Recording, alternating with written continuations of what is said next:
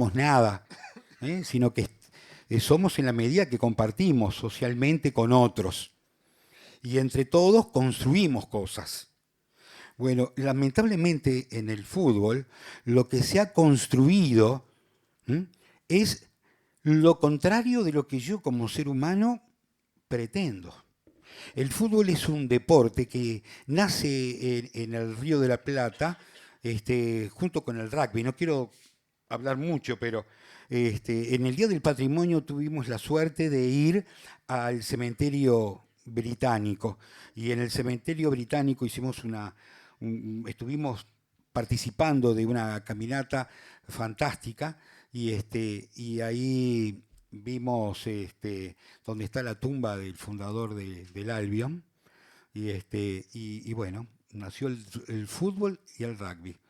¿Y cuál es la gran diferencia que hay entre el fútbol y el rugby? No es que uno se juega con el pie y otro se juega con las manos. Es que en uno no se respeta la autoridad y se hace lo imposible para llevarse por encima los reglamentos. Y otro es exactamente lo contrario. Asistí a un partido hace poco tiempo atrás de Uruguay en el Charrúa y grité sí, try creo que se dice, ¿no? Ahí está, a favor de Uruguay. Y el juez pitó y pidió la repetición y no era. Y anuló. Y no pasó nada. Y todo el mundo respetó la autoridad, porque en el rugby no se permite que alguien no cumpla, no se admite que alguien quiera llevarse por delante al juez o llevarse por delante los códigos. En el fútbol es exactamente lo contrario. ¿Y por qué es lo contrario? Y porque la cabeza del fútbol actuó de esta manera. Y eso fue lo que fue derramando a todo el fútbol y por ende también lo fue derramando a toda la sociedad. Y yo les conté que estuve en Praga y que estuve, y les hablé de Milán Kundera, porque recién me encontré con Bauzá. Y hace 10 días atrás, increíblemente en el supermercado, me encontré con el doctor Corvo. Y yo digo, qué suerte que tuve cuando trabajé en el fútbol, porque cuando yo estuve en el fútbol fue como la primavera de Praga. Eso fue lo que me ocurrió. En la vida hay que tener suerte, y yo tuve suerte. Estuve en el fútbol rodeado de gente fantástica, estuve en el fútbol en la época de Bauzá, en que los grandes no teníamos representantes en el comité ejecutivo, que no había que presionar para que se hicieran bien las cosas. Y realmente, digamos, me sentí absolutamente protegido por lo que era ese fútbol romántico y ese fútbol que me enseñaron mis mayores. Este libro, fantástico, que se los recomiendo a todos, me cacheteó hoja tras hoja, porque me demostró y asumí, primero con mucha tristeza y después con mucho orgullo, lo inocente que era. Estoy muy orgulloso y muy emocionado de haber pasado por el fútbol con la inocencia que mis mayores me enseñaron. Así que muchachos, gracias por la valentía de haber escrito esto y a ustedes lo que yo les quiero decir es que esto aparenta hablar de fútbol, pero el mensaje que trae atrás y en sus páginas trasciende a una pelota, a un césped y a un arco. Muchas gracias.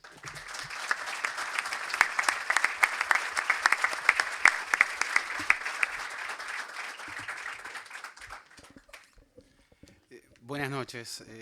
Un placer la invitación, agradecimiento absoluto y placer también porque cuando uno elige ser periodista deportivo hay ante todo una admiración hacia los deportistas inicial, hacia los que ponen el cuerpo, mientras nosotros escribimos y entonces estar al lado de un prócer de los que ponen el cuerpo como el Tato López también para mí es una doble satisfacción en esta invitación que me hicieron los colegas.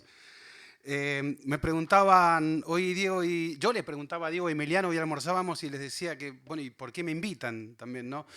Diego me decía que, bueno, escribís hace mucho tiempo de esto cuando no se escribí, cuando pocos escribían de esta cuestión, de la corrupción en el fútbol, de la FIFA, etcétera. Y me dejó pensando, digo, claro, ¿cómo no iba a escribir de eso si comencé en el periodismo deportivo en el año del Mundial 78? Este, imposible, ahí perdí la ingenuidad inmediato, estimado Alarcón. No me podía hacer el distraído, por más que quisiera, porque a 700 metros del estadio de River, donde se gritaban los goles, esos gritos de goles tapaban gritos de torturados. Funcionaba el mayor campo de concentración que tuvimos en la Argentina en la dictadura y la indignación de cómo se pudo establecer esa convivencia, ese carnaval insensato, como lo llamó alguien, y en todos los prejuicios también que yo tenía mismo sobre la cuestión, uno de los presos finalmente me dijo, ¿sabés lo que era ese gol? Para mí lo escuchaba de acá del Monumental. Tenía grilletes, tenía capucha, y ese grito de gol eran mis segundos de libertad en medio del horror. Entonces, ¿cómo me enseñó también a mí a poder ver de modo más amplio lo que significa el fútbol, mucho más allá de aquellos que lo manipulan y que abusan de él? Em, Claro, ahí en el 78 ya estaba la FIFA en su plenitud, había un señor llamado Joao Belange, que en realidad hay que decirlo, Belange asume como un demócrata en la FIFA 4 años antes, en el 74, porque el inglés que estaba, que tenía título de Sir, pero a la única África que reconocía era la Sudáfrica racista, con lo cual todos los demás países africanos no querían votar a este señor. Entonces Belange les dice, no, a Sudáfrica, mientras siga el apartheid, no vamos a reconocerla. El resto de África tiene cabida en la FIFA, con lo cual toda África lo votó a Belange. Y era obvio, había una razón para que votaran a Belange y no a un inglés que creía que los ingleses seguían siendo los dueños con patente del fútbol. No voy a hacer un resumen de los mundiales, estuve en 7 mundiales, pero en los 2 últimos, el de Sudáfrica, recuerdo que la convivencia de unos estadios indecentes, eran estadios de 5 estrellas, donde ni siquiera había luz ni agua. Era una indecencia absoluta ese estadio. Y a su vez era hermoso ver un mundial en el África. Entonces esa contradicción y la FIFA lo había llevado, la FIFA de Blatter, ya no de Avalanche, había llevado un Mundial a África. El Comité Olímpico Internacional no se animó a llevar al África un Juego Olímpico. Pocos acontecimientos deportivos se animaban a llevar un acontecimiento de magnitud al África. Y la FIFA se animó a hacerlo, se arriesgó a hacerlo. Y claro, se arriesgó y con la bolsita de los dólares encima, ¿no? Y recuerdo que estaba escribiendo sobre esa contradicción que significaba ese hotel de la FIFA, esa habitación de Blatter en ese país. Y recuerdo, pues era el hotel del lobby de la FIFA, y yo sentía que había alguien atrás que estaba pispeando. Y ya la presencia se hacía como insistente, ya no era que pispeaba, espiaba directamente. Y me doy vuelta, Fernando de Mur, era Julio Grondona, ¿no? Nuestro presidente eterno de la AFA, y bueno, siempre se enoja, insulta primero, maldice y todo esto. Y una vez que deja de insultar, le digo, venga, Grondona, le quiero presentar para que contarle mi contradicción también mientras escribo al mozo, a este señor. Vení, Freedom, le digo al mozo. Contale al señor por qué te llamás Freedom, ¿no? Y le iba traduciéndote esa Grondona.